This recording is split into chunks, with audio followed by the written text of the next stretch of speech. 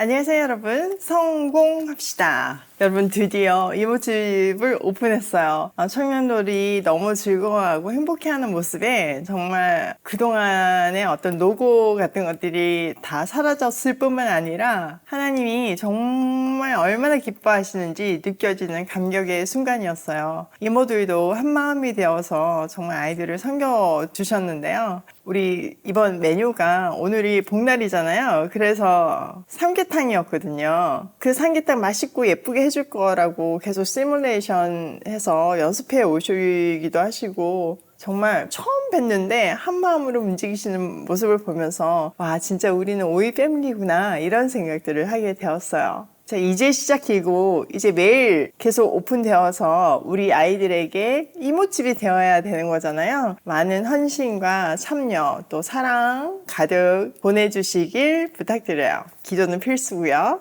자, 오늘은 계속 절기에 대한 내용이에요. 먼저 7일 초하루 안식일, 나팔절이라고도 부르죠. 그 내용 한번 살펴볼게요. 주님께서 모세에게 말씀하셨다. 너는 이스라엘 자손에게 다음과 같이 일러라. 일곱째 달, 그 달 초하루를 너희는 쉬는 날로 삼아야 한다. 나팔을 불어 기념일임을 알리고 거룩한 모임을 열어야 한다. 이날 너희는 생업을 돕는 일은 아무것도 하지 말고 주에게 살라 바치는 제물을 바쳐야 한다. 자, 나팔절에 관한 이야기예요. 일곱 번째 달 첫째 날에 나팔을 불어서 달의 시작을 알리기 때문에 나팔절이라고 부르는 거죠. 자, 그 당시 나팔은요, 전쟁을 알리거나 적이 침입을 했을 때 부르기도 했었고요. 또 종교 예식에서도 불었어요. 그 긴 소파르라고 불리는 거를 불었던 거죠. 이때 부르는 나팔은요, 회개와 새로운 시작을 의미해요. 그러니까 그 나팔 소리를 들으면서 회개함으로 해서 하나님과의 관계를 새롭게 하고 새로운 시작을 결단하는 시간이었죠.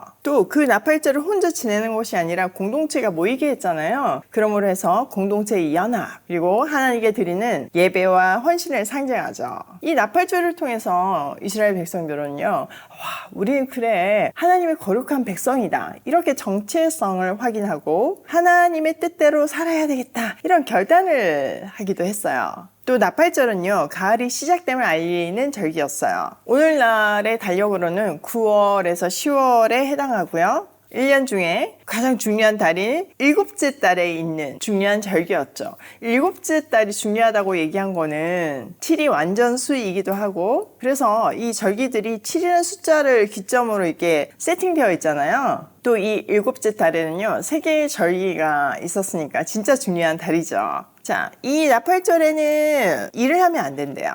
일을 하지 않음으로 해서 온전히 하나님께 집중하라는 의미인 거죠. 이 시간이 지나면서 셀레우쿠스 시대 이후에는요, 이날이 새해 첫날이 되었어요.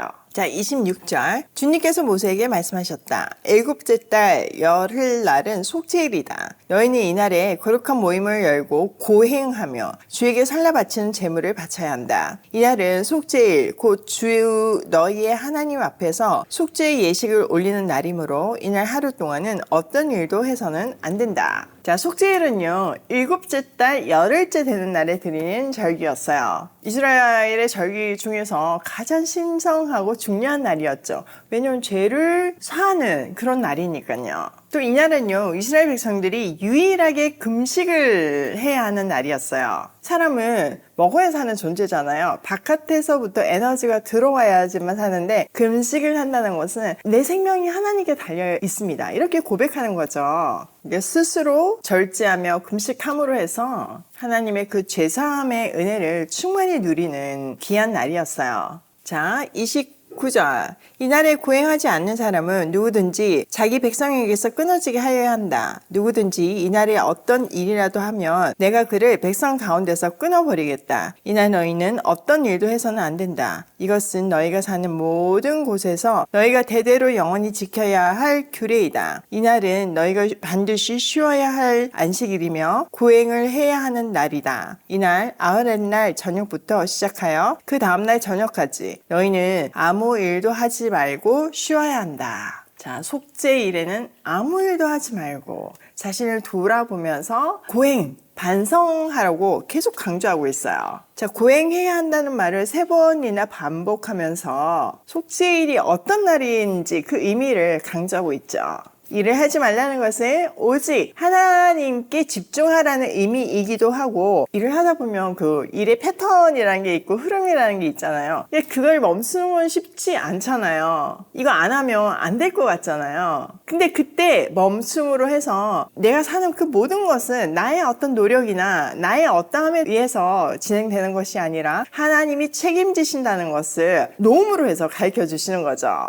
그래서 오직 하나님께 집중해서 죄를 고백하고 회개하며 죄사함의 은혜를 충만히 느끼는 날이 무슨 날이다? 네, 속죄일이었어요. 자, 오늘 내용을 우리 삶에 한번 적용을 해보면요. 첫 번째, 매일의 일상에서 나팔절을 가지자. 자, 나팔절은 어떤 날이다? 새로운 시작과 회개, 그를 통해서 하나님과의 관계를 새롭게 하는 그런 날이잖아요. 그러니까 이게 물론 어떤 1년에 한 번 날을 잡아서 하는 것도 필요하지만요. 우리가 매일의 일상 속에서 그런 시간을 정해 놓는 것도 너무나 필요해요. 지금 우리가 매일 아침 하나님 앞에서 말씀을 묵상하고 그 말씀을 우리 삶에 적용하겠다고 결단하는 이 시간, 이것이 우리 삶에서의 나팔절이죠. 두 번째, 스스로 근신하는 시간이 필요하다. 사실 우리가 너무 감사한 것도요, 그냥 계속 있다 보면요, 그냥 당연하게 여겨지고 그게 감사한 건지 잘 안 느껴질 때가 많아요. 그때 이런 근신하는 시간을 통해서 모든 것이 하나님께로부터 왔구나, 나한테 주어진 것들이 얼마나 감사한 거구나, 그냥 먹는 이 일상이 얼마나 감사한 거구나, 이런 것들을 생각해야 한다는 거죠. 그런 시간이 반드시 필요해요. 세 번째, 쉬어야 한다.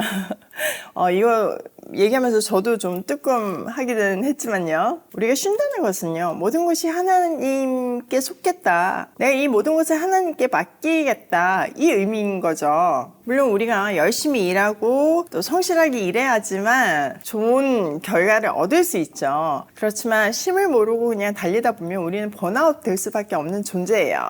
그렇기 때문에 하나님이 주일을 정해 놓으셨고, 또 1년에 한 번 정도는 우리가 휴가를 가야 되는 거죠. 여러분, 여름 휴가 준비하셨나요? 저도 여름 휴가 정했거든요. 저희 집 같은 경우는 휴가 스케줄 잡는 것부터가 쉽지가 않았어요. 아이들이 각자 어떤 조정할 수 없는 스케줄, 그러니까 인턴을 해야 되는데 그 인턴의 기간이 어떻게 될지, 어디에 될지 이게 잘 정해지지 않아가지고 못 정했었거든요. 진짜 저번 주에 이제 그게 결정이 돼가지고 준비를 하는데, 그런데 이제 회사 스케줄 어떤 그 상품의 스케줄은 사실 저희가 몇 달 전부터 이런 많은 업체들하고 연결돼서 정해지는 거거든요. 그러니까 이게 갑자기 이렇게 정해지면 저는 이제 이미 정해진 스케줄이 있는 거예요. 그러니까 온전히 쉴 수가 없는 어떤 그런 상태인 거죠. 그래도 이번에는 열심히 한번 쉬어보려고 해요. 제가 29일주 휴가거든요. 그래서 아마 그 한 주는 말씀 전하는 것도 쉬려고 하니까 여러분 이해해 주세요. 또 우리 모두가 다 쉼을 얻고 재충전해서 후반기도 열심히 달리는 그런 오이 패밀리가 되면 좋겠어요. 오늘도 멈춤을 통해서 나의 모든 것이 하나님께 속했다는 것을 기억하고 나의 정체성을 확인하며 고고싱해요.